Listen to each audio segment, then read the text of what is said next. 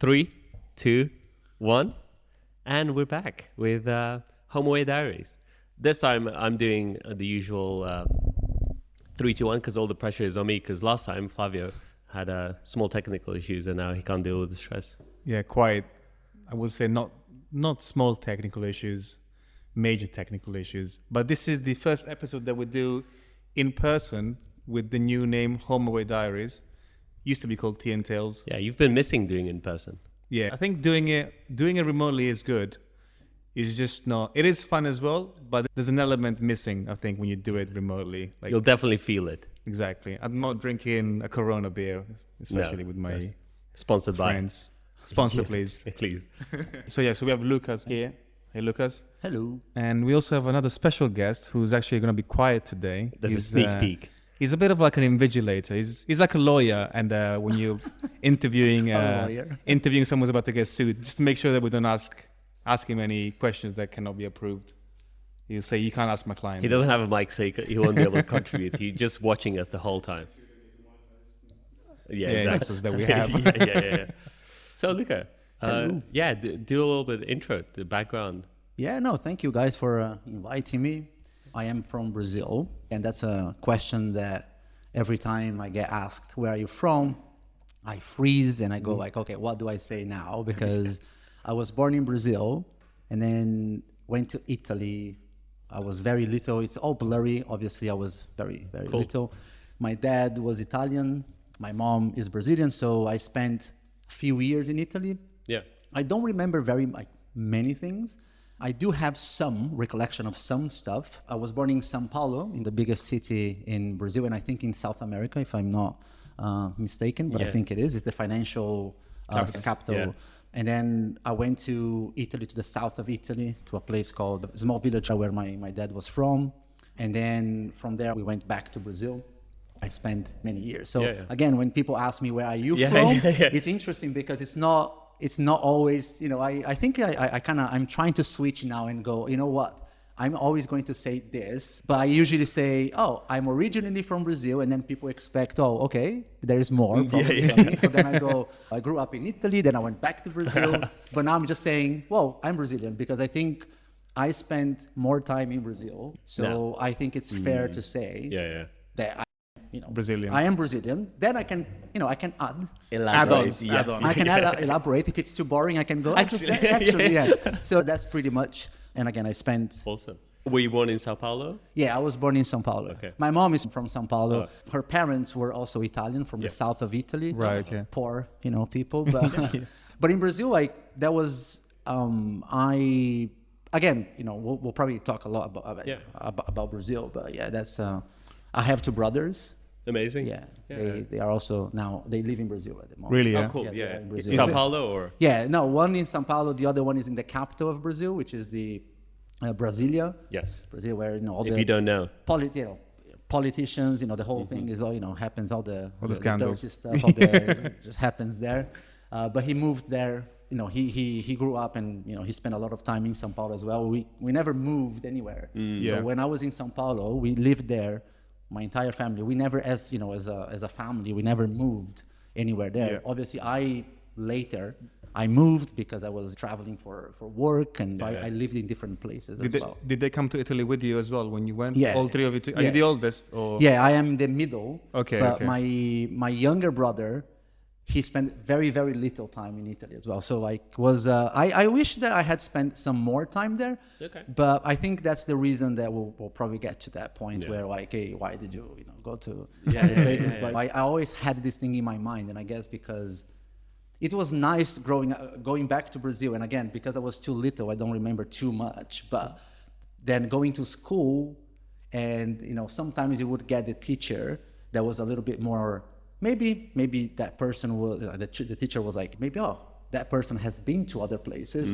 So they would I remember a history teacher that for whatever reason said something in Italian. Yeah. To you? Well, not to me. He was general, explaining something, and then he sort of went and then I said a few things in Italian as well, and then I started talking to him about because I That's my Right. And then it was quite interesting. And then people coming like, oh, so you speak a different language? And yeah, because I had this, I had that. My dad is Italian. And then when they would meet my dad, or they would probably, oh, okay, that's fine. It was interesting for them. Yes. Yeah, of course. Because in Brazil, people, when you say, oh, I'm gonna travel, people travel in Brazil now even more. Yeah.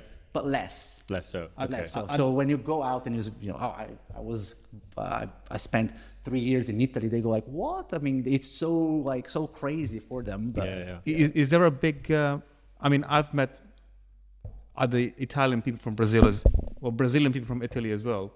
Did you grow up in a community where there was many people from Italy or Spain? Not far from my house, but in the center of São Paulo, there is an area where Italian people, you go. There's the bakery, all the restaurants. So my dad, his sister lived in that area. So obviously, even at that time, going back to Brazil and then growing up, there was always something related to Italy, because somebody would come home, and then, or we would go to this place in the evening. So we would always meet somebody. To this day, like if you go to this neighborhood, you find, but it's probably like, if you go to Little Italy, New York, I don't think you see so many Italian people. Many there. Mexicans there, I think. Yeah, in fact, it's just the name. You know what I mean? Yeah, So, no, exactly. It's the same thing, Yeah. But yeah. Did you find that, especially early on, did you find that you were raised more Italian or more Brazilian? I think because of my relationship with my dad, I took a lot of the Italian side. My mom was also my mom loves Italy for 100%. But I was like too close, like really close to my dad. So my dad would I would if my dad said something, I would probably follow him. Really? Yeah. Okay. Yeah. I think so. But then at some point when I was a teenager going to school, even university, then things changed. Obviously, I was like, of course, yeah. But growing up was like nice to have this thing like the roots. Yeah, the roots and all the football, because that's what brings people together. So when we went back to Brazil, I think I was 6, and I went to the stadium for the first time. So there was the team in São Paulo, the football team, because we have 3, actually 4. So one of the main ones is Palmeiras, is the green, white. It's Italian, the whole, we call Palestra Italia, so it's the whole thing. So my dad supported. And so I went to stadium, I was so little, and then from that moment, I mean, every weekend, playing football was a big part. It's a life thing. Yeah. How did you? So, you were little, I guess, but why did you guys go from Brazil first, and then to Italy, and then? I mean, it was just my dad. There was some situation with my dad's family, so we went there, but things were not, what my dad expected at the time to sort of, so then they decided, years later to go back. Yeah, because even to this day, I think Italy is nice. I love it, but, it's a bit difficult there. Are the people from your mother's side in Italy as well? Or is but it that one is my mom, my grandfather. I actually spent time, the thing is, I spent time with him from my mom's side and her mom, but I never spent too much time with my dad's father. I actually met his mom, but she died when I was little. Yeah, but from my mom's side, it's a crazy story, because in Brazil he lost my mom lost a brother. The kid was 6. My mom was a bit older, and he died. It was a huge accident there. Yeah, and so obviously my grandfather sort of blamed his wife for not doing the right thing, and so he died. And then my grandfather then became a little bit of a he started doing bad things, but he went to jail. He never killed anyone. But Nahin is looking very worried right now. No, he never killed anyone, but he did. There was money laundering, that kind of stuff. So he did that, but he was a good person, a very good person. But it just really affected people. him. Yeah, people in the family say that it was because of that he never recovered. But again, he did this kind of thing. So he was good with money. But he went to jail many years, left jail. So he was able to sort of. It literally sounds like a movie stuff. Yeah. But he was, we loved him anyway. But I didn't know that. I didn't even know jail. What is that? I remember going and visiting him in jail. Oh wow. So okay. this place in Brazil, I remember going to this place, and then my mom would she would never say it's jail or nothing. But I remember just like in the reception there, like lots of people, noisy, people shouting and stuff. And then they would open this door, and then we would walk to this courtyard, and then looking down, I could see there was like he was really tall, Piero. So he was really tall, and then he was just waiting there for us. But then a bit later, I don't remember exactly. Then okay, so that's what it is. But my mom was like, but don't worry. Don't worry. But I knew. And then he moved to another city because the way that he got out of jail was a little bit like also bright. There's ways around it. Don't give away everything. So he would have to be like, there was one or two situations I remember just driving with him in São Paulo with my mom and him going to the supermarket, and suddenly there was like a police officer and stuff, and they would, that he had money, so he would just, it was they gave him money at the end of it. He bought some stuff. But it was fun. Like, to be honest, it was like fun. My mom, I think she was not happy with that. She was like, every time that we would say like, oh no, but he's fine, mom. She would not like that thing. Like, oh, you can love him, fine. But, he did some bad things. I guess your mom was protecting you guys and didn't want you to kind of. But in the end, in the very end, when he, before he died, things were okay. She loved him and stuff. But He's still a dad, right? Because it changed her life as well a lot, right? Because she had to move to like schools, and then in school, and the family, my mom's family is quite known there in São Paulo, in this area where we lived. So like for her to like go, like have to move to the countryside, and then. From time to time, people would leave your community and stuff. So it wasn't easy for her. It wasn't easy, but interesting, I guess. Amazing. I wish I could remember every detail. I know I have this, flash. I do have some of it, but not everything. Do you sometimes find that the more you think about it, or kind of discuss, or maybe you probably talk about it to your mom sometimes, that memories come back, or is it just certain memories are? I think because now in the meeting people now in the UK, close friends, I tell this story. So, and then I go to my mom. There was a situation that I thought that I knew something, but then I asked my mom, "Oh, this actually happened," and she's like, "No, it wasn't like that. It was something like, was I kidnapped?" And she was like, "Well," because I told them. So I told them that there was a situation, but it wasn't the way that I described. It was similar. There was something, but it wasn't like, hey, you got kidnapped. And then no, there was a situation where there was like almost like an attempt, but then but it was like we were in this park in the countryside of São Paulo, but my dad was not happy because there was a situation happening at the time. And then my dad was sort of like, hey, I don't think he should go there. So he was telling my mom, don't let him go. But then my mom was like, well, but why not? Well, because of that, there was something going on. And so we went there. And then I think it was like days or weeks later, my dad had to get like a bag of like things, like my grandfather was like, hey, I need help. So I need you. He was telling my dad. My dad wasn't happy with any of this. But he was like, he respected him, but he was like, hey, he was telling my mom, we have to be careful, right? Your father, okay, he's a good person, but he's involved in all this crap. And so there was like, my dad had to take a bag. I think it was like, there was money and there was also, other things. So he had to take somewhere to this person, and just whatever the deal was, I don't know. But it wasn't like, I thought, I was actually telling the guys, I think I got kidnapped. But it wasn't that. Then I asked my mom, like, after, I think a few days later, Mom, is this what happened? And she's like, no. It wasn't like that. It was something more, something different. Nothing crazy like that. Not too criminal. Not too criminal, Amazing. And that's, I guess, you went to Italy, came back to Rio, and then you spent how long in? São Paulo. Then from there, there were just a couple of times that I think we went back to Italy just for like New Year holidays, and stuff. Because you're Italian. I mean, your Italian is very. You're native, right? Pretty much. Well, the thing with the Italian was following my dad, and then I actually I learned Italian, but I was very interested. My brothers, they weren't any interested in. So you really wanted to connect I was really connected to my dad, so I was, and I learned, and when I was 12, 13, I guess, I started studying the actual grammar, because at the time I knew how to speak. Really? Yeah. But then I actually went to school there. I learned the grammar. But then I spent, that was a long time there. And then the last, I was 26 probably when I went to work in Italy. But that was like, I went through the whole, School system.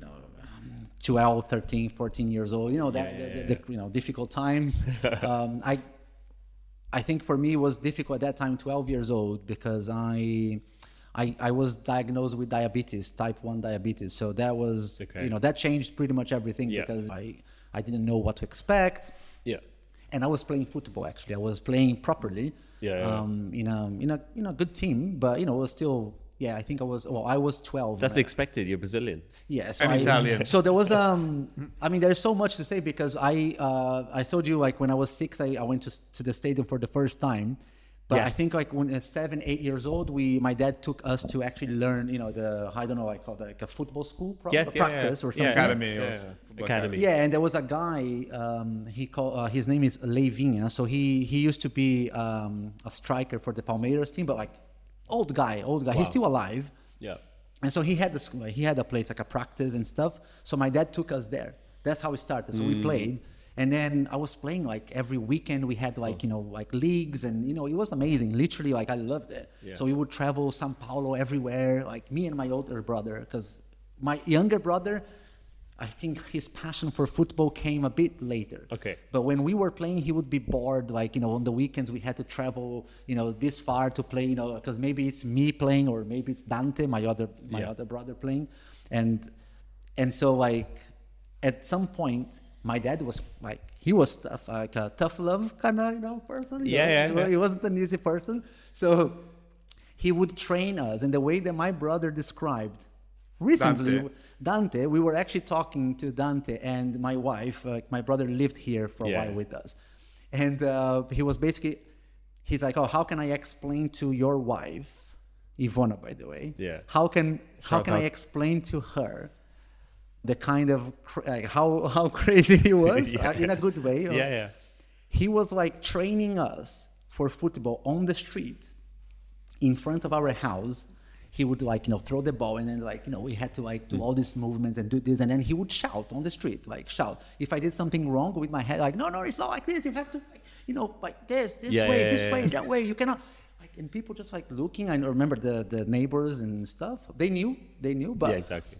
So my brother described, he was training us like we were 8, 9, 10 years old. He was training us as if we were playing like a Champions League, like a professional Champions League. So that's how full crazy time, he was. properly. He was like, no.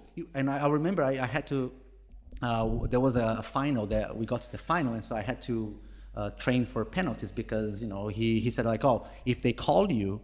And in fact, I already knew that if he was going for the penalties, I would have to do it. But I was playing defense because I was tall. Oh, you were defender. They put me, so that's how I started. I didn't want to be a defender, but because I was tall, that was a good thing. And I remember the day before, he was like, "You have to put it there on the ground." And he was like shouting and shouting, like fucking hell. And when I went to this man, he was not even on the stands. He was like. He was trying to hide himself. And I remember he couldn't see. He couldn't watch. I could see him. He was like just like looking like this and stuff. So man, I swear I had to do exactly that. It was good. It was successful. Did you score that day? I did. Okay, good. we won the thing, because I said, if I don't do this and I screw this That's up, it. I am done. If I do what he said and I fucking miss it, it's his fault.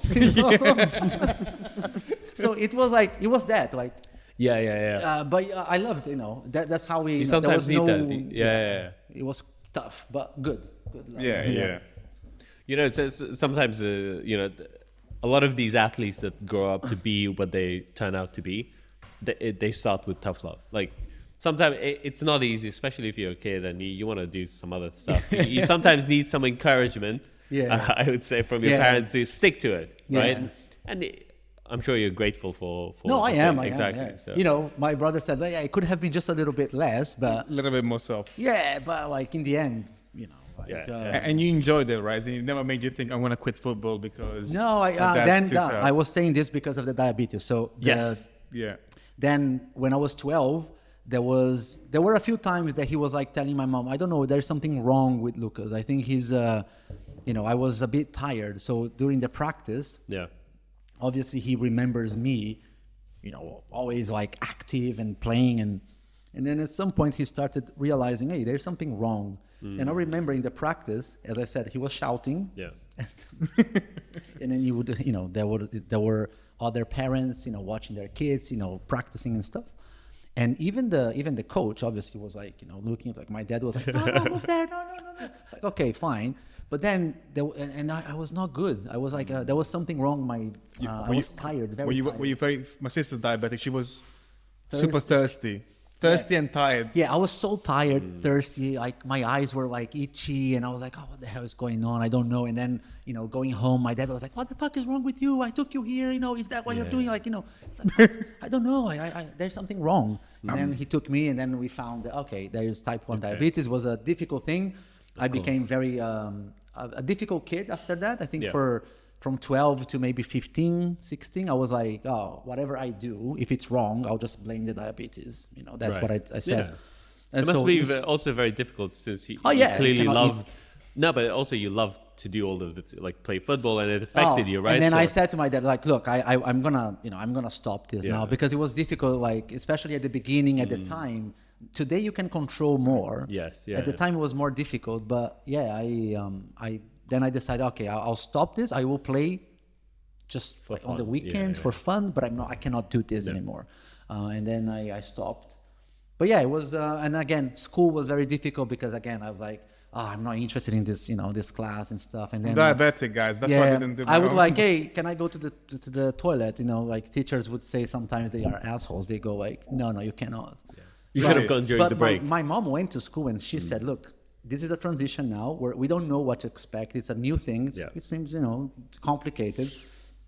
Okay, fine. No, don't worry. But then the first time I tried to go to the toilet in the middle of the class, oh, no, you cannot go. No, I would just... I would do crazy things like, okay, so I'm gonna go and pee, behind the door, or I would, I would challenge the teachers, like, fuck it. And then, they would call my mom, and so it's the diabetes, I can't control it. Right. So I blame the diabetes for anything. There was no internet to. No, there was nothing. So but yeah, it was difficult. But then things got better and stuff. Yeah. It's a big change to lifestyle, big change to everything. You can this is going to be very controversial though.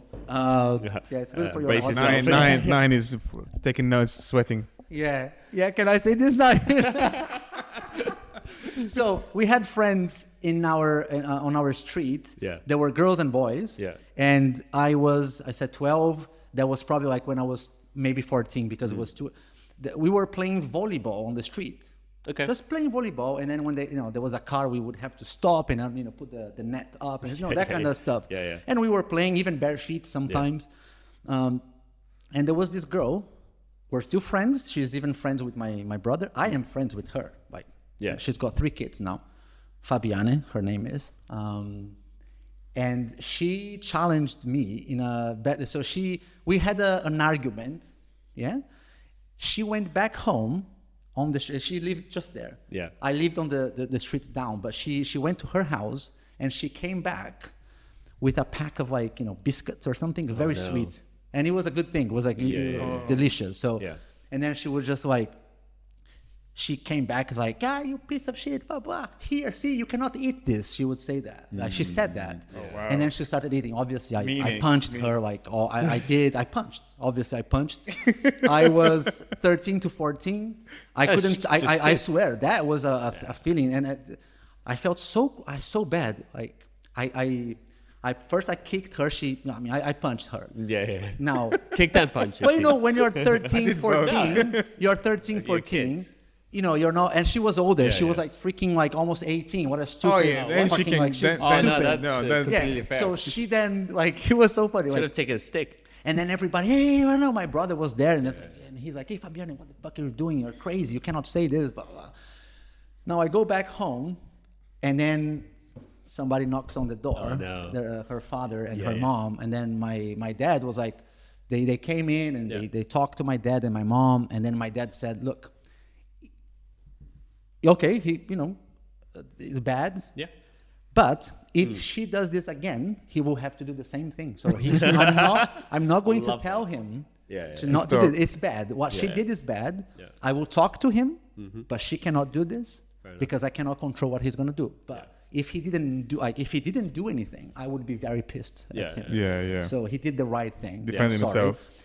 This guy, he was like in my dad's funeral when my dad died. So they were close. They were good. They were good. Okay, good. But my dad at the time, like, it was like, I mean, of course, 12, 13. It was like a long years. Like, but yeah, that's what I did. I mean, I couldn't. And again, I blamed, if somebody said something, oh man, I don't know, like my mind. I mean, this whole, it's not like it's not like I love sweets, but telling me that I cannot eat that, it killed. I mean, it hurt. Of course. Like, it hurt. Clearly, it hurt. That was the only time I ever did this to a woman. But to be fair, a 13, 14-year-old and a 18-year-old. She was almost 18. It's completely different. Fine. She was an adult. You were defending yourself as a child, let's say. Yeah, I guess like I could have been just like, oh, fuck off, this and that. But I couldn't control because I was still in that moment. Like, you were 2 seeing years. red, right? It was a crazy because I had so many. I had problems with the diabetes at that point. In 2 years, it goes down like hypos, and then it goes down. You go like almost like a seizure and stuff. So I was like, oh fuck, and then I cannot eat this, and then it's too high, Lucas. You have to do something. The doctor would say, man, it was like my mind was like constantly on it. It's a lot to process as a child, right? Yeah. You just want to get on with your life. Today I don't care. Like if somebody says to me, hey, I'm eating this, I was like, Take some insulin and go and eat it. Yeah, I'm just gonna take insulin and do what you want. Because today is easy. If I want to take, I can take some insulin. I can eat a little bit more. The technology has progressed it's better. a lot. By the time, it was very difficult. You can't compare. But yeah, that was a very amazing. But you're friends today.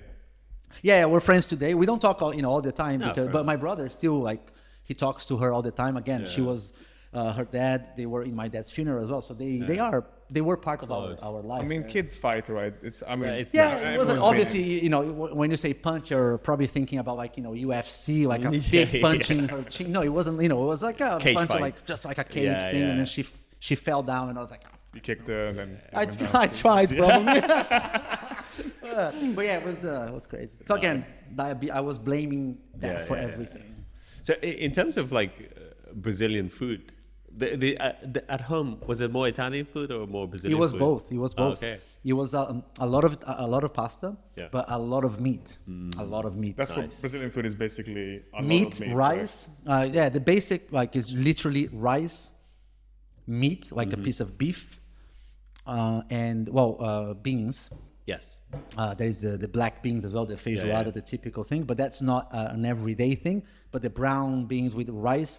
And the flour, we call farofa, is like a yellow flour thing. I think it's what does you say? It's like the tortilla kind of. It's very small. It's like a potato flour, but it's called mandioca. It's like a manioca, I guess. It's it's a type. Manioca is like a potato. It's like a yam kind of thing. So we make the flour, and then that rice and meat all the time. Amazing. And it was easy, cheap and stuff. But weekends, my dad would make pasta. My mom as well. So it was a mix. So that was good. Did you have to change your diet after all? Yeah, especially that because of the medication wasn't as advanced as now. I couldn't eat that much. Eating meat is probably easier, right? Because they don't have to control protein. The the doctor would tell me. I remember the doctor. He's like, if you want to eat green salad, you can eat anything you want. And chicken, you can eat. You don't need to stop. You can eat, but. Potato, rice, pasta. Don't ever mix both, choose one over the other. Right. Don't put pasta, bread, and, don't do this thing. So when I ate pasta at that time, I was like, okay, just a little bit, that's it. And then maybe a piece of beef or chicken or something like that. So you could go wild on the protein and greens, just the carbs. Yeah. Fair enough. Yeah, there was a lot of that, but... What's the culture like in Brazil? Is there a lot of street... When you were growing up, did you guys go out? Was it always eating at home, or did you go out and more at home? Actually, growing up there was a lot at home. Yeah. But in Brazil, it's in São Paulo. You have every day of the week there is in certain areas, probably most areas. This is more like a São Paulo thing. Yeah. If you go to other places, it's not the same. Okay. They have different things, but we have every where I lived, Wednesday there is this like food market where they basically sell, vegetables. They sell they fry stuff there, all this stuff. So you can buy fruits and vegetables. And it was like just a 2-minute distance, really. Like it was very, very close to us. So we would probably, that is something that we did every Wednesday. Wow, so we would go there and then we would sit down and just grab like a pastel. We need to then show the, so yeah, it's just fried and it's like, it's a pastry. Yeah, Jamie. Hey, Jamie. Jamie. Yeah, so it's a big like pastry. Then you can fill with meat, cheese, and sausage and stuff. Yeah. And they fry in this like it's deep fried. Man, it's deep fried. You sit there, you can even hear the oil How just deep fried it is. Yeah, but that was fun. So we did a lot of that. We never went out too much for restaurants and stuff. My dad wasn't a big fan of going out for restaurants, so if we did, yeah, a little bit, but not. As you grew up, you became 18, move out. I never moved out, and You always I don't stayed think I at would home. ever move. Okay. No, I never moved out. I stayed there with my dad, my mom, enough. and nice, my okay, brothers. yeah. So Oh, yeah, nice, my yeah. older brother, he found a girl and started dating, and he made a mistake at the time because he was too young, and so she got pregnant and stuff. So it wasn't planned. No. But I stayed there, and then until 24, 25, maybe 26, I went to Italy. Then you moved to Italy from... Well, then I got this. I was working for an Italian company, and then there was an opportunity to sort of travel a little bit. Is there a big connection between Brazil, economically, I guess, between Brazil and Italy? Just in terms of... Or, The people.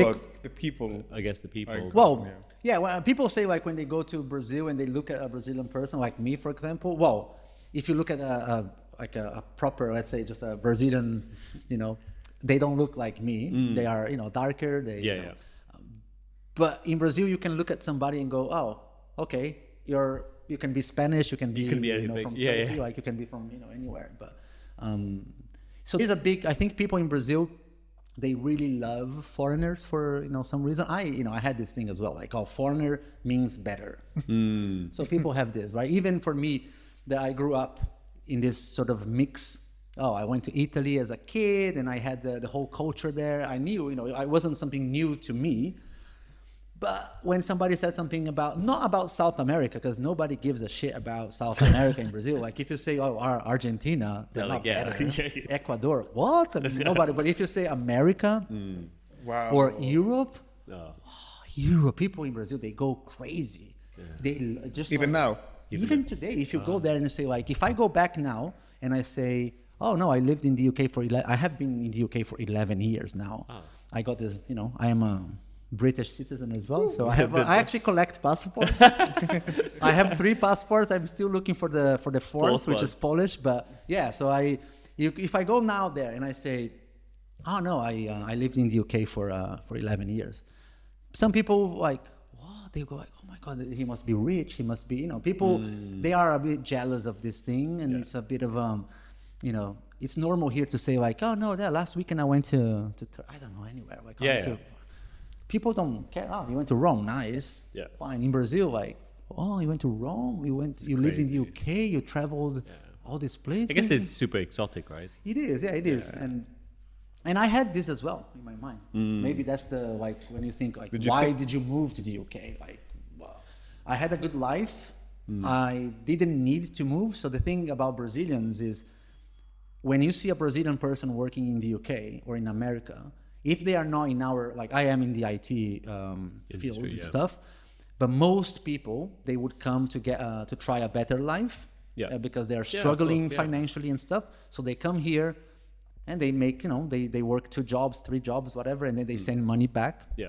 I didn't need to do any of that. My life was good. So people ask, why did you go? I guess because I think it was the whole thing about comfort zone probably. At some point I decided like, I want to go to Italy, for example. Yeah. When the opportunity came, you yeah, just took it. and then, having the Italian passport helped because Of course. thinking about all the people that I knew, Brazilian people trying to move out. It's difficult. And like imagine for them, paperwork. Oh, how can I get sponsored? How do I go? Illegally, yes, there is a lot. Yeah. But the ones that are not illegally in that country, It's very difficult. they are brave. They just go. But then I didn't need that. No. So for me, it was like, okay, fucking hell, I don't need to do any of that. No brainer. So let me give it a try. So that's why I was like, because I could have built my life there normally, just like here, and things were okay. We were a good family. We had it was not nobody was struggling anything. So it was okay. I guess you said you have a strong connection to Italy as well, right? So maybe maybe that's the thing. Like, growing up there, but not enough to know the place, because I had this thing like my dad talking about Italy. Maybe I was like, and then friends and like, I was like, oh man, I need to stay a bit more there because it was too short. And where in Italy did you go once you moved? We went to Milan. Okay. So there was this company. It was a startup. And so they were based in Milan, and another called Desio. It's like very close to Milan. Yeah. So I spent some time there, like maybe 7 to 8 months, and then a few more months it was like a year and a half, probably almost not even 2 years in Rome. And then I went back to Brazil. That's when I started thinking, okay, I need to move. And then I had connections like friends in Europe. I was talking to them. What made you think you had to move? It was so this Italian thing adventure was a little bit weird because the guy was a bit dodgy. Like we didn't get paid enough. Like he the work that you were doing with the startup. Yeah, with the startup, and then back to Brazil. I spent a few more years there, and then I was my friend, good friend of mine. Now he's in New Zealand. Oh, cool. But he moved to Belgium. Holy moly. He told me we did university together, and he said, I'm learning this platform, and he told me the name of the platform that he was learning. Yeah. And I was, I was a developer. Yeah. Coding quite a lot, but I also like to talk. I like to communicate and stuff. And then at the time, I was not having that too much. No. So I was like, and this friend told me, there's this platform here, but I'm moving to Belgium. I was like, whoa, you're going to Belgium? Like, Belgium? What for? Like, where is that? Belgium. And so he moved, and then things were really good for him. And then again, I remember, Leandro, what's the name of that platform? ServiceNow is called. But then I started learning, and I said, okay, I'm technical, so it wasn't too difficult to learn that. So I learned, and then I took the certification, passed, and then I started getting bombarded with messages on LinkedIn. Yeah. And then I thought, okay, this is real, this can happen. Yeah. And then I just told my mom, look, I'm doing this. And she was happy. My dad wasn't happy, but I bought the tickets actually. Once I bought the tickets, only like one way. Again, I didn't need to worry about visa, anything. Yeah. So I bought the tickets. I told them it was like maybe 6 months or something. So I bought the tickets, and then that was it. I went to Belgium first, and then I did some. Oh, so you lived in Belgium? Well, because I was with my friend, so he hosted me. I didn't need to, spend. Were you working with him, or? I was in his house, and then he was working for this company, and he sort of like, he arranged a few interviews with me. That's nice, yeah. But in Belgium, they are so slow. Yeah. Like fucking hell. Like I did an interview with this guy, then I did another one, and I was like, hey. Whereabouts in Belgium? In Brussels, cool. But it was just a little bit outside of Brussels. And I told him like, man, I mean, these people in Belgium, they're too slow. What happened? Like, I need an answer because I need to move. Because I'm getting now, and at the time I was doing interviews, and there was an interview with Siemens from Lisbon. Yeah. Another lazy people, probably like my Portuguese friend. I'm sorry for them, but the moment I did an interview with UK, London, boom, quick. My God, I went for an interview on a Wednesday there. So on Monday, I guess it was, I did the interview on the phone. They liked it. I don't think they liked it. They just needed people really because they were moving really fast. It was booming. And so I bought the tickets. I came for an interview on a Wednesday, and they said, can you start on Monday? So I was like, oh fuck, okay. But that's what I did. So it was quite crazy the way, but how quickly things move in London. And I'm here. I've been here since. So it's fucking hell. So literally, you moved to Belgium. You did some interviews. You got an interview. 2 months in Belgium, probably just doing some interviews and walking around with my friend and stuff. But then the moment I did an interview for London, they moved so fast and amazing. Especially this was before Brexit, right? So you could, with Italian passport, you just that was easy. That's exactly what helped me a lot. Because if I didn't have that, I would have to wait for a company. I think the company that I did the interview for, even if I said I am Brazilian, they would, because they did for other people coming from different parts. It would just take longer. It would take longer and stuff, but they still would have. But it's like literally having that Italian passport is like a superpower, right? You can go Especially before Brexit. Oh, but, Yeah, You it can was go good, anywhere it you was want. good. And that's like my friend told me, "Oh, you're so lucky, man," because it was so difficult for me to get a visa in Belgium, and then he went to New Zealand, same thing. Like, fucking hell, it's not that easy, but No. that helped. So I can say I am privileged.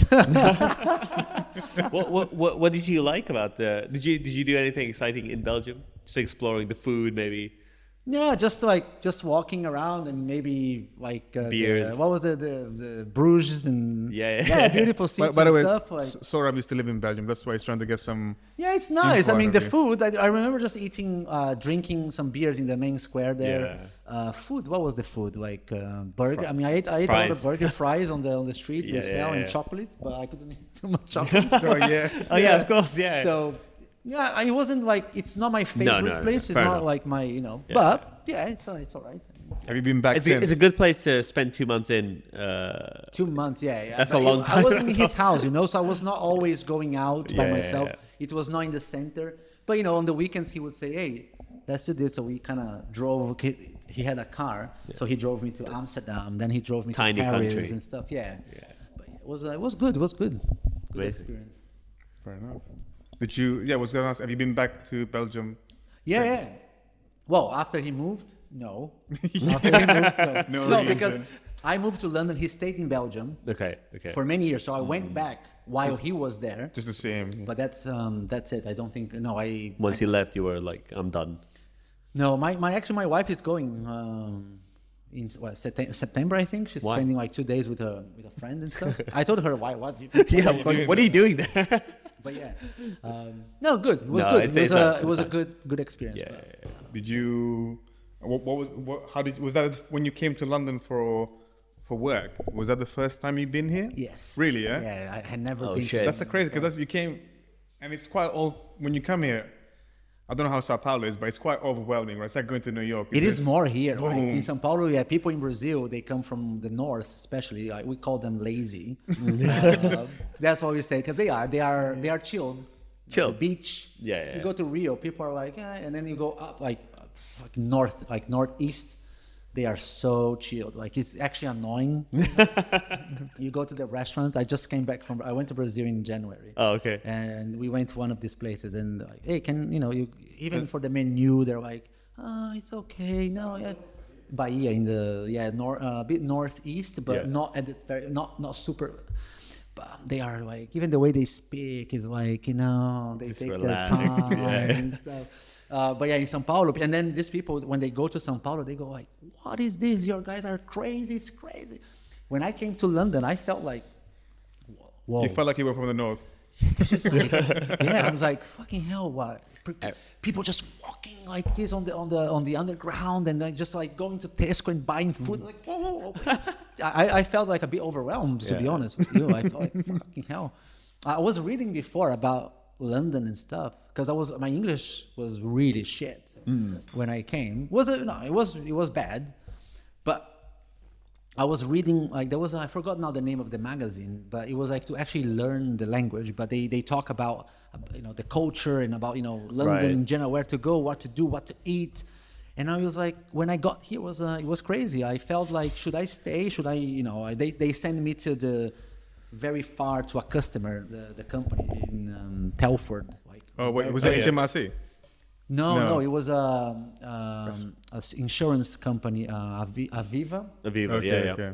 So it was difficult. Imagine you come to the UK thinking, oh, I'm gonna be in London. Right, okay, overwhelming. It's fine, great. Yeah. I'll get used to this. And then you end up but then in they send Telford. me to Telford.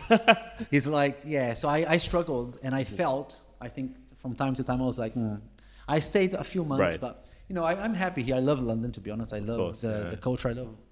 Did you? Not every. I mean, some stuff. Unfortunately, Yeah. the weather. Yeah, the weather is not great. It's Nobody a can say. British thing to Complain. complain about the weather. Yeah. So it's, but it's this culturally. is, like, if you think about this, like when people say to me like, oh, what's the weather like in Brazil? Is it that hot? Yeah, it's hot, very hot. But it can get cold. Deep south, if you go to the south in Brazil, people from Europe actually went there. So you've got people from the Netherlands. There is a big community, Polish and Germans as well. I heard the Germans are there. Yeah. Yeah, Well, and it's what like are the Germans doing there? they go and it's like but I've never. I wonder when they went. I remember one German in Brazil, like, but because I never went deep south. Yeah. But it's cold and stuff. But yeah, in Brazil it's hot. Did I like that? It was too hot. Yeah. Working in a big city like São Paulo, like sometimes having to wear, like suits and this, it was not great. What's the, because you mentioned you lived in Rio as well. What's the difference? I guess they're a little bit slower, but in terms of temperature, is it also different? That's a good question. In Rio, it is absolutely crazy. It's so hot, but you have the breeze. For me, when you live on the seaside, in Rio, we can get these days, like with the whole, Overcast. whatever they say about the climate, but it gets like really hot, like 50, 55 degrees sometimes. Really? Oh, wow. Celsius? Yeah. Well, I don't know what Fahrenheit is. The but last it time, sounds like a Fahrenheit. last time that I was there, now that's the thing. I was down in January. There was a day 38, maybe 40 degrees and stuff. I don't know why, but it didn't feel that bad because obviously you're in flip flops and walking. course, But yeah, if you yeah. had to get the bus in the morning and go to the center of Rio to work, I mean that's not good. No. Buses, now the buses probably have air conditioning, but. The difference is in São Paulo is the financial district and nightlife. So if you're, when I obviously a teenager, I was into not crazy. I wasn't crazy going out and dancing. In Brazil, you say, if you're a boy, a man, you say, I'm gonna go out for dancing. You're in the spectrum of gay. So, you don't say I'm going out to dance. Who says that? Girls. Girls say that in Brazil, but guys don't say. They go out for to do A drink. Drink and to get girls and stuff like that. Nine approves of this. It's nodding away. No, I'm being very controversial, but that's the reality. No, but so in São Paulo, you work during the day and you enjoy the evening a lot. So you have bars everywhere, nightclubs. So it's crazy. It's very, very, very good, very lively. In Rio, it's more during the day because you have the beach. It's beautiful, and during in the evenings you do have bars everywhere as well. You have bars, but the nightclubs the nightclub scene is not like in São Paulo. Right. So people really from Rio, when they go to São Paulo, they don't particularly like that. Oh my God, I'm going to São Paulo. But the boys, they actually liked partying a lot. They loved São Paulo because of that, and for money as well. So they could get more money in São Paulo, like in London, right? So if you come to London, probably you can more. So I think that's the difference. We're very similar. Yeah. It's fascinating because the perception, at least that I had, was Rio was a lot more music, a lot more party, the carnival. But the carnival, yes. Besides, but during the carnival time. It's interesting to see that in São Paulo, like when you talk to a person that maybe a foreigner that lived in Brazil, they go like, São Paulo for nightlife, that's it. I mean, that's good. Is it food capital of, would you say? I mean, the food capital is not São Paulo, it cannot be. But I think more north, if you go, like, for example, Bahia, northeast, then you can get, because there is more the African roots as well there. Yeah. So you get more spicy food and stuff like that. And even more if you go like the more south you go, the less spicy. Yeah, the more south it's like then you're like almost here, like in Europe. You see blondes and if you go a bit north, then you see the real like lazy people can cook well. Basically. Yeah, they very slowly, but lazy people they cook because it's like slow cooking, so it's good. Love it. Yeah, love it. But it's I would say probably Minas Gerais. This is like a bit. It's above. It's between São Paulo and Rio. It's like mountainous. Mountainous, you say, like around surrounded by mountains. They have amazing food, but it's like heavy in meat as well. But it's freaking awesome. It's so amazing, good. Yeah. It's good. São Paulo, obviously, we have people from all these places. They come and so they build their business there and stuff. So you can eat any type of food in Brazil, like in São Paulo, from all different parts of Brazil. But Yeah, no, that's Rio is awesome. Like Rio Yeah. is really nice. Yeah, it's. Is the beach as magical as it Yeah, looks? I think it is. Yeah. I actually had forgotten because I went now in January, in December, January, Yeah. and it had been 6 years. So before COVID, You went. 2 years before COVID, I went, and then COVID hit. So that in the end, like 6 years. When I got there, I was a bit worried because the thing about Brazil is, is it dangerous? Yes, it is. Yeah. So people need to understand that you know, Yeah. and this is a good thing actually to talk about, because if you, and I've seen this, right? When I tell people, you know, when you go to Brazil, just be careful. Yeah. If you say to somebody, don't wear your nice watch when you go Yeah, out. yeah. Perhaps it's not. Yeah. Some people will say, "Oh, thank you," or if you tell a woman, "Oh, don't wear." Some big earrings. Yeah, like or earrings, or maybe like, you know, don't Your go bag. too short. You know, like a mini skirt, and they think, oh, but you know, they would think, oh, but isn't this what Brazilian people do? Like they think that we're naked. You know, the girls. It's not that actually. Like if you go to Rio, it's a beach. Like it's a beach. You know, it's on the seaside. So obviously people are more relaxed. So you will see girls in bikinis on the thing. But if you go in São Paulo, to work in the center, you're not gonna see a girl in like me. You know, they actually have more than here. Like if you go out in more London, conservative. yeah, they are more conservative there. Even though like obviously during Carnival, that's a different story. Yeah. I think what people see of Brazil is usually the carnival Sohrab sees, especially. well, the big the beaches and stuff. And Yeah, and It's always the same. It's always a clips of people playing football by the beach. That's Yeah. Sunset. That's what you see on social Yeah, media. and if you go to Rio, yes, you're gonna get people playing on the beach. All like it's everywhere. Yeah. People they do this, but in real life, the way they dress is a lot more. no, it's not. It's Yeah, nothing yeah, like. And of then you course. tell somebody like, "Hey, don't wear your watch," or don't. They sometimes they get offended. I've had this before, and they said like, "Yeah, but why should I? Why should I do this?" Like they. And then I have a Brazilian friend, and we were advising another person. Non-Brazilian. Non-Brazilian to go to Brazil, and I was saying like, no, I don't think you should do this because otherwise. And then my friend, yeah, but you're basically telling him that like, oh, it's gonna be your fault if you wear. Yes, it is going to be his fault. I'm telling him. So Yeah. read about it, and just be careful. You know, if you are like wearing like a nice Apple Watch, don't do it. Yeah. Just don't do it. But if you do it, it's on you. Yeah. But no, it's not like I'm not saying like, hey, it's your fault. Yes, unfortunately, yes. But you have to take precautions. Yeah. It's like, Yeah, I mean, it is your fault. It shouldn't be the No, person's fault. exactly. I understand that. Yeah. But right now, let's just say that yes, it is It your a fault. Don't do this. You knew about this. And people go, they try to go to places. If you can go to with a Brazilian person, better. Yeah. 100%, right? Yeah. But my mom lives there, my family is there. Nobody got killed. It's not that. It's just now. Yeah, wrong. But you can get stabbed here. You can get shot in America. So like, if you watch too much TV, it's crazy. If you watch TV too much, and I was watching before going now, and then my brother said, "Hey, stop. Right. Life is the same. Don't worry." Yeah. Because if you watch the TV, like it seems like oh my God, like here as well, if you listen to the radio, it's like, oh, stabbing today. stab. Oh, the other day, Constantly. shooting this. Yeah. Fuck, can they shoot in the UK? I didn't know they had the guns here. Yeah. I'm seeing more and more on the news. So like, Yeah.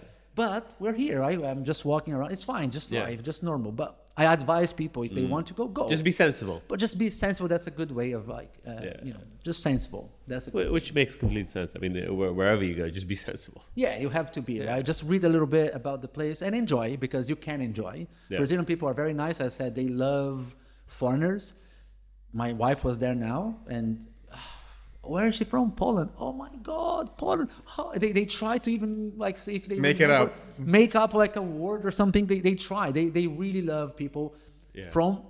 Not from South America, from everywhere else, but not from South America. If you No, say it's I'm fair from enough. Ecuador, oh, fuck. If I It's a Ecuador, very who cares Yeah, about but it's like going to I don't know, France and saying I'm from Germany. They're like, yeah, and so what? Like, Isn't it the same thing? What But do you want? here, if somebody, where are you from? You say like, I'm from Sri Lanka or something like that. Whoa, it's like, what the fuck? People will be like, I would, because in Brazil, if somebody told me, never know, like, nobody ever told me they were from Sri Lanka in Brazil. But if they did, If they did, I was You're like, mind blown. where the fuck is this, man?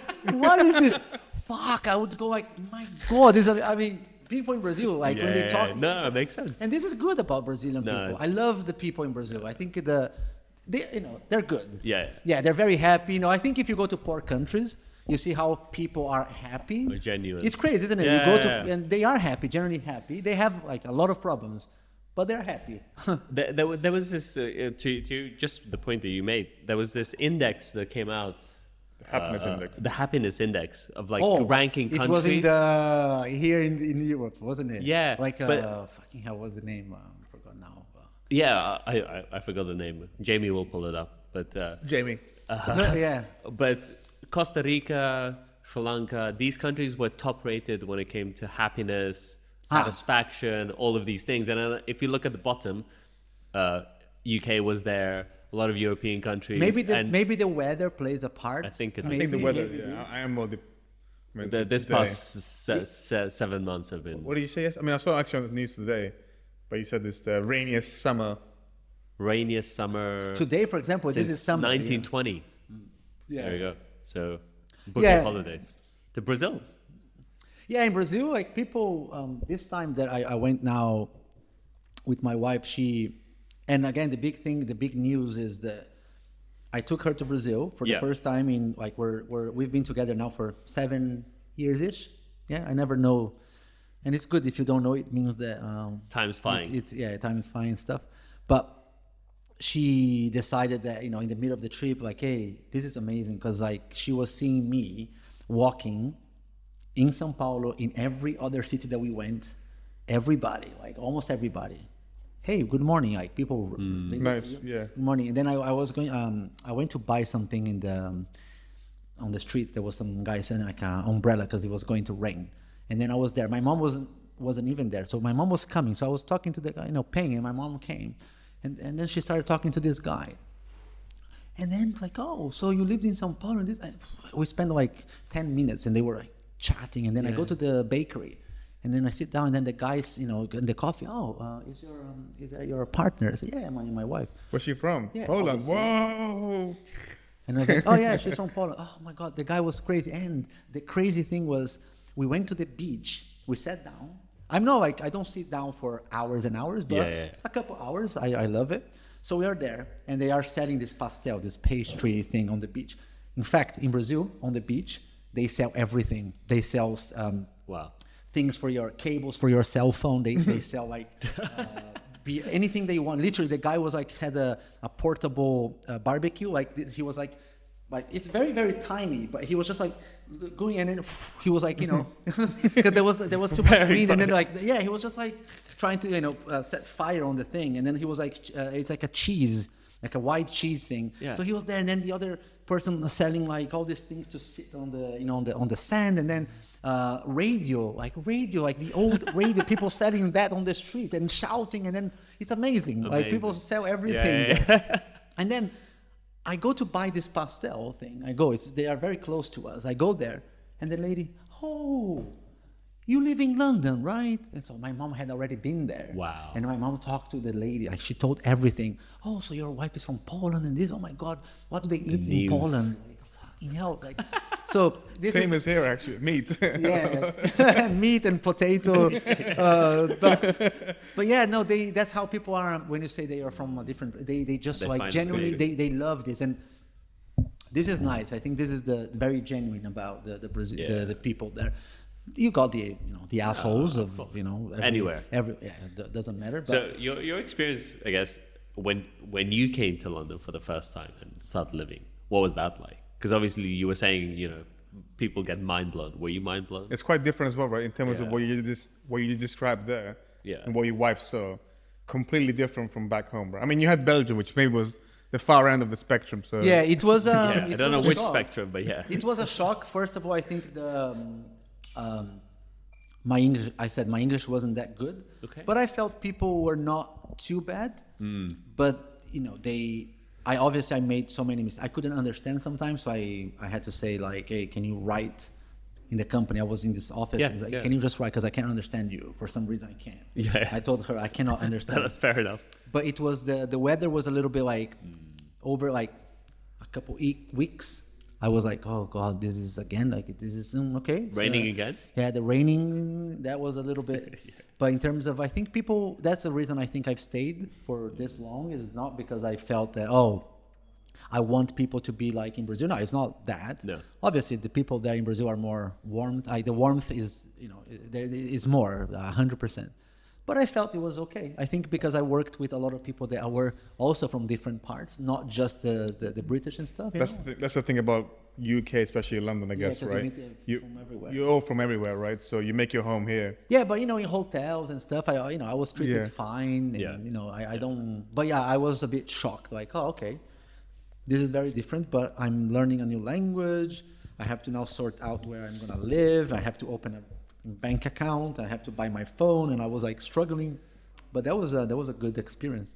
Yeah, and I guess you also mentioned the fact that, as opposed to Belgium and other places, things go smoother and quicker in London. Yeah, Efficient. It's very efficient. I think. Yeah, and I never said when I came. I never said I was Brazilian. I straight said, "Oh, where are you from?" Italy. I said, because I felt like, oh, like, Yeah. I had this in my mind, like, oh, Brazil, because I know the reputation. So like airport, sometimes I get stopped maybe for a bit too long, and they ask, like, even though they look at my Italian passport, they see that I was born in Brazil. So yeah, they will be a bit, sometimes, you get the usual asshole, but I never feel offended. But I was like, oh, if I say that I'm Brazilian, will they feel?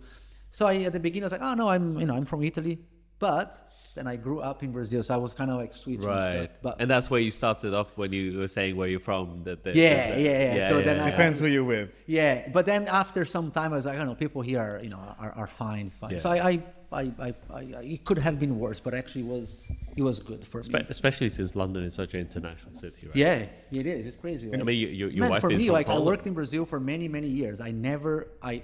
Obviously I only worked with Italian people, and that's it. I mean, I don't think I ever saw like a person from like Bangladesh, for example, or anywhere like should I Afghanistan, for example, like you don't see this. If I go to Brazil and I say I'm from Afghanistan, they will what be a bit happen? like they will be a little bit like Scared. because they don't know much about it, but they would think fair. like, oh really, like, so maybe they will ask like, oh, but what is it like, because for them it's like Mind blown. terror. They see terror. Yeah, like when they think about the place, Fair they enough. just feel I terror. mean, we talked to a guy from Andy from Peru, and he was I saying heard he that, was saying the same thing. He was saying, he said that he went to a nightclub in London, and he was talking to some guy, and he's like, "Where you from?" He said, "I'm from Pakistan," and he was like, "Oh, Pakistan equals terror," and he left. he left the nightclub. Yeah. Right. So I think apparently it's. Well, I mean, I guess in any small country, slightly they don't speak English.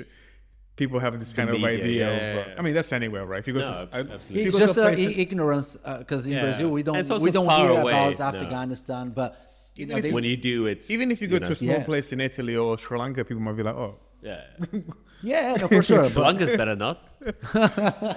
but yeah, it's, in Brazil is people don't know. Unfortunately, they don't know much. I wouldn't know. Like I was like, what, Afghanistan? Like Yeah, even like for me when I moved, like I'm seeing like the culture, the diversity and stuff here, and in Brazil it's not like that. that makes is sense. that one of the? Would you say that's one of the things that's kept you here for?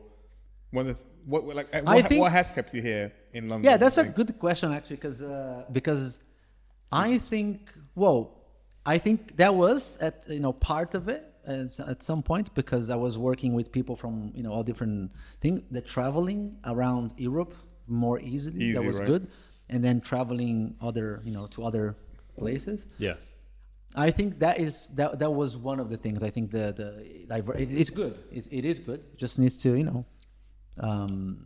because I was open to it. Obviously, I was amazing to meet people, and then especially for me, I connect a lot with people from South America. I connect as well easily. yes, yeah. I think because of the way we have this way of like it's a funny thing, but yeah, I connect a lot. But I connect to anyone, to be honest. I think I see that. and I was happy. I've been happy here as well. But now we have plans to go to Brazil.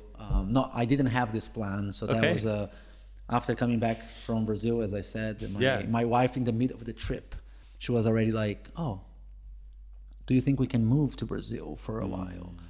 And I was like, "What? We're in the middle of the trip. I don't want to talk about this." But then we started talking. So we now have plans to go for a couple of years. That's cool. In the end of next year, we're planning to go if things go well. Yeah. But I will still work for a company that hopefully the company that I'm still working for now. I don't want to go to Brazil and having to find a job there because that changes everything. So if I can keep my job here and become a kind of like a contractor and stuff, then we can go for 2 years. So that's our plan now. So we might go next year, at the end of next year. Nice. But you still see London as... Oh, I will keep my house here. We'll rent it out. And then if things go badly in the first year, we're not going to wait 2 more years. We're going to come back. You have your safe space here. Yeah, we have our our things and we can always come back. Yeah. If things go really well there, maybe we can extend a little bit. Yeah. But I don't know. I never had plans of going back.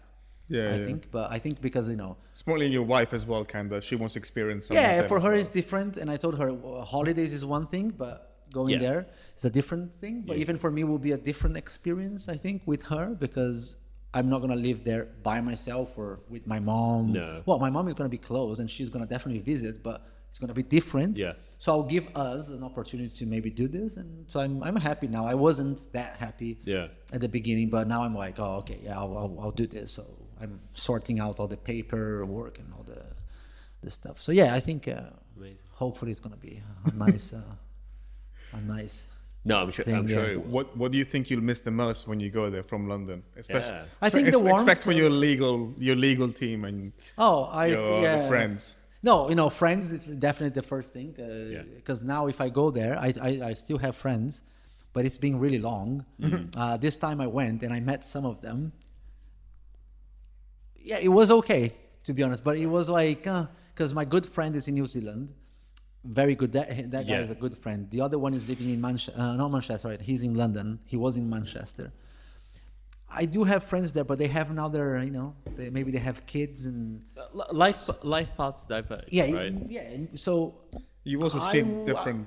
I will not be by myself. I can go and I can meet them there, or I can make more different friends now because maybe, again, I'll be with my wife. Yeah. We're going to go maybe let's do like a samba, samba. I love samba. I dance a little bit. So let's go. If we do that, 100% like, Paul, she's going to be the one probably driving this new friendship group because if I'm from, but you lived in the UK. That's great. So I will be able to make some other friends. And Is there an expat community in São Paulo? Well, there must be. That's the thing. I don't know, but there is. There must be, definitely right? There has to be. Such a big city. But I'm excited to meet new people there as well and start playing football again, maybe because here I haven't played much, so maybe I'll start that again. I don't know. We don't know, but you can play on Tuesday nights. Oh, Tuesday night. That's when you play, Tuesday nights. In Brazil, people go out. Usually, I said Wednesday. So Wednesday is the day for guys to go out and play. That's like if they say Tuesday and they tell their wife like I'm going to play football and it's Tuesday. Cheat. Yeah, they're cheating. So if you do Wednesday. Wednesday is good. They know. But if you go any other day, you're cheating. We're gonna have to change the days now. In Brazil, it's actually a joke. Like, if you say Tuesday or Thursday, no, that's not. No one plays you're not on playing Tuesdays. Football. What are you talking? No, it's Wednesday. Wednesday the day. But. Is there a reason for that? That's fascinating. No, it's just for some reason I think it's because it's in the middle of the week. Probably. Yeah. So Wednesday is like fucking let's go play football. Friday. Thursday, Friday, they go to bars in the evening, but fucking Wednesday is football. Football time. Football is a thing, 100%. When people say, what's Brazil known for? People think immediately, it's crime. It's crime. It's, the big butt, butts and the hot girls, the bundas, very big. Hot girls, that kind of stuff. The weather, they think about this. I think first is probably crime, but... I would say... The girls? You think? No. Yeah, crime. I would say football. Yeah, and also, football, crime. So football, crime. Yeah, people think Brazil, football. They know it's dangerous. So they know.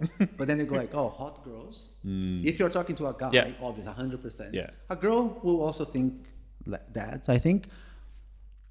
But I came to realize in London that the thing that Brazil is known for is the actual wax thing, you know, the Brazilian wax. the Brazilian wax. wax. Yeah. So that is like it's an interesting thing. You know what? Because in That's the so US true. and here in other places, I'll do a Brazilian. What, a Brazilian? So What Brazil does is that actually mean? known for wax. So it's amazing. Yeah, like, yeah, so yeah, yeah.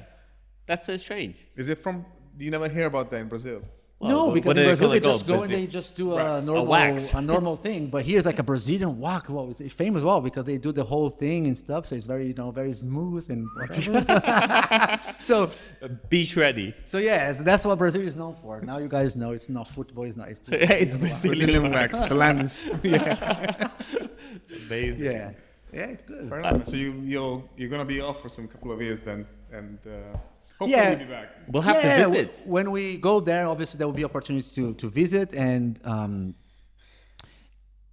I don't know exactly how this is gonna go. I if we're there, are we coming? Maybe I don't know. I don't know exactly yeah. what's gonna. We need to settle. We need to go there. We need to stay a little Freestyle. bit free, and see what See, we want to live by the beach actually. So Of course. we're going to Santos in the coast of São Paulo. So it's like an hour from São Paulo.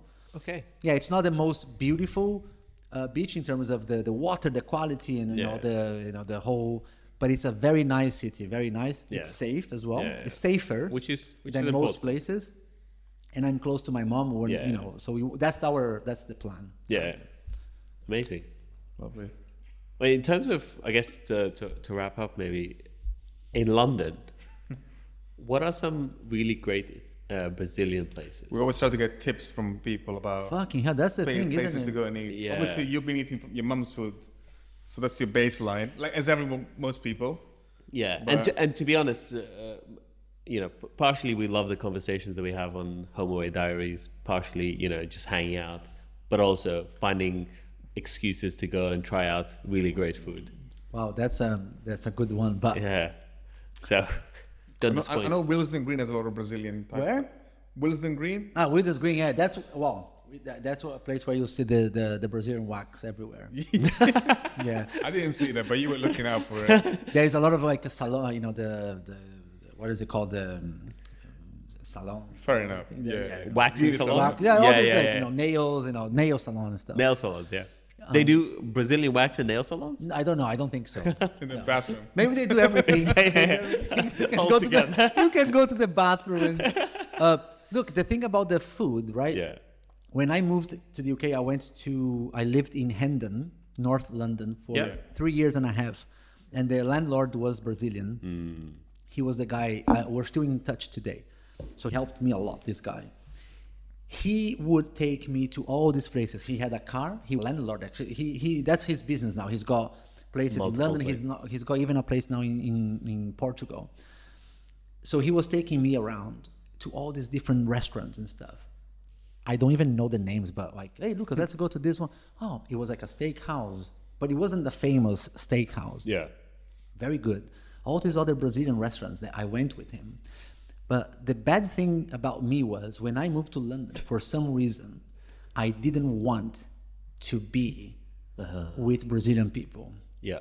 That's probably that's the true thing. I want to be I wanted to be fully committed, Immersed. immersed. Yeah. That's an Which makes immersion, sense. right? That's Yeah. what, because a lot of the Brazilian people living in the same house, they were Don't speak listening to English. Brazilian radio. They were watching Brazilian TV. Dancing samba. Fucking hell, they were living in the UK but still in Brazil. Yeah. And I didn't want to do Yeah. this. I connected with this guy only, and then eventually with other guys in the house. So I didn't care about the restaurants, nothing, anything. Right now, where I live, there is a place, but it's not really but it's nice. You get a lot of the food that we eat in Brazil. It's like 10 minutes from house. It's mine, but this is something that I need to give you. I need to find a place, a proper place that we can actually go out and eat. But I wouldn't say, go to the what is it called, the steakhouse that they say is Brazilian. I think we see in is it called Preto or something? Isn't it? There's a few, like all you can eat steak. But they say like Yeah. Brazilian, I Yeah, think, yeah, steakhouse. yeah, or something. yeah. I haven't been there, so I don't know. yeah. I don't know. But I think they do the thing with Yes, the yeah. steak and stuff. Yeah. So if they do that, obviously they are. So we can try, but I don't know a good place to tell you Okay. like go because this is a good Brazilian. You So can eat all this. the takeaways you need to find us. Have you actually seen ever? Like I've never seen on like Uber Eats, for example. I've never seen a Brazilian place. there Like, isn't, I've no. never- I used to live in like near Kilburn, and there was a Oh, it's not far from Hendon, I think. yeah, it's quite close to yeah, it's not too far.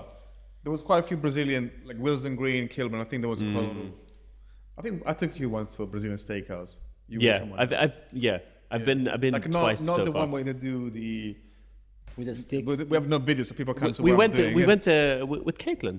with me and you and Kate.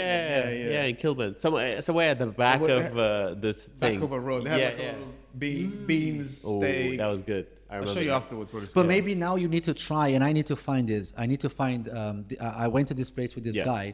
They had food from the north, so it was like more spicy. The Yes. spices were like good, so it was like really good. I just need to find the place. Okay. But yeah, that's on me because I tell people like for some reason I completely disconnected from the Brazilian people.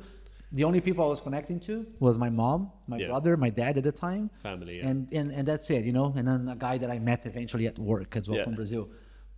But now, after coming back now from Brazil, You want to? it's kind of like reconnected me a little bit. So I'm like, sometimes I go for a walk and I'm starting to listen to the samba that I used to love. Like, so it was a good thing. Yeah, After yeah. 6 years now, he gave That's me very that good. thing back. So I love the culture. I love Brazil. But that's There's a thing as well when you go.